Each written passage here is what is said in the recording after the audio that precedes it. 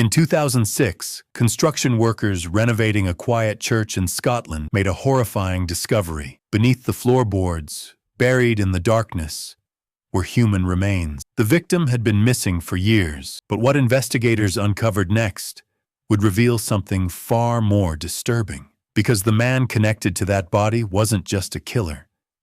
He was a predator who had spent decades hiding in plain sight, using dozens of identities. A man who once claimed he had murdered 48 women. His name was Peter Tobin, and his crimes would uncover one of the most chilling serial killer investigations in modern British history. One of the victims investigators would later identify was Angelika Kluk. Angelika was a young Polish student who moved to Scotland in 2006. She had dreams of building a new life. Friends described her as warm, hard-working, and optimistic. To support herself while studying English, Angelika worked at St. Patrick's Church in Glasgow, cleaning the building and helping the parish. It seemed like a safe place, a place of faith, a place where nothing evil could possibly happen. But someone else was living inside that church at the time, a quiet handyman who helped with maintenance, a man who called himself John Semple. The church trusted him. No one knew that John Semple was just another alias for Peter Tobin. On September 24, 2006, Angelika finished her shift at the church. Then she vanished. Her phone stopped responding.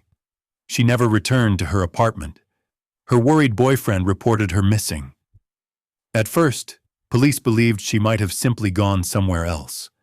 But as hours turned into days, fear began to grow. Investigators started questioning everyone connected to the church, and one man's story immediately seemed strange. The handyman, John Semple. He claimed Angelika had simply left the building, but something about him felt wrong, cold, detached. And within days, he suddenly disappeared. Police soon discovered that John Semple didn't exist. The handyman's real identity was Peter Tobin, and he had already fled the country. Authorities tracked him down days later in London, hiding under yet another alias. When detectives examined his past, they realized they weren't dealing with an ordinary suspect. Tobin had a long history of violence, sexual assault, and domestic abuse.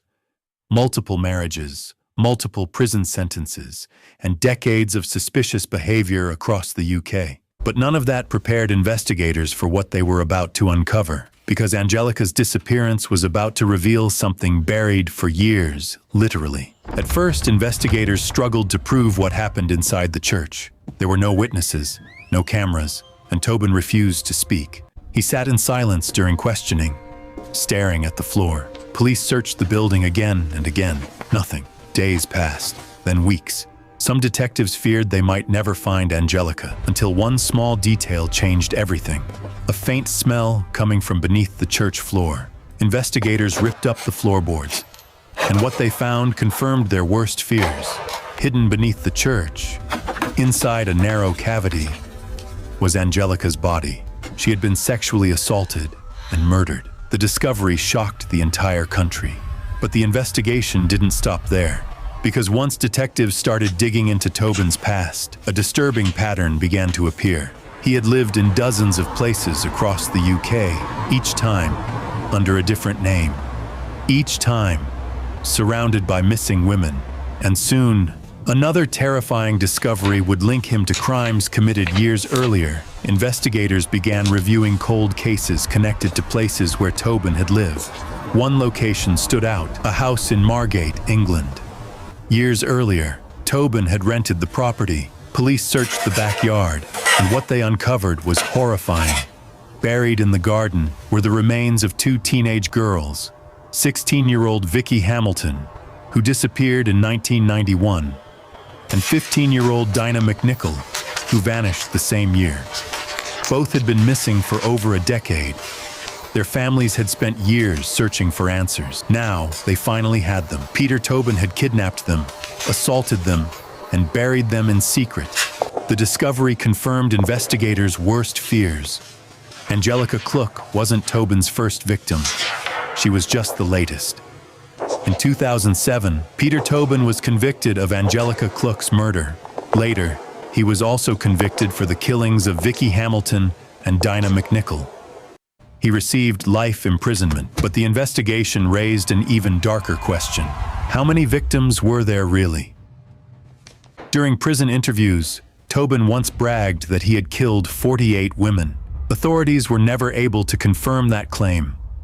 But detectives across the UK still believe there may be many more victims hidden within unsolved cases from the 1970s, 80s, and 90s. Peter Tobin died in prison in 2022. He never revealed the full truth, and somewhere there may still be families waiting to discover what happened to the people they lost, because sometimes the most terrifying crimes are the ones we still don't know about.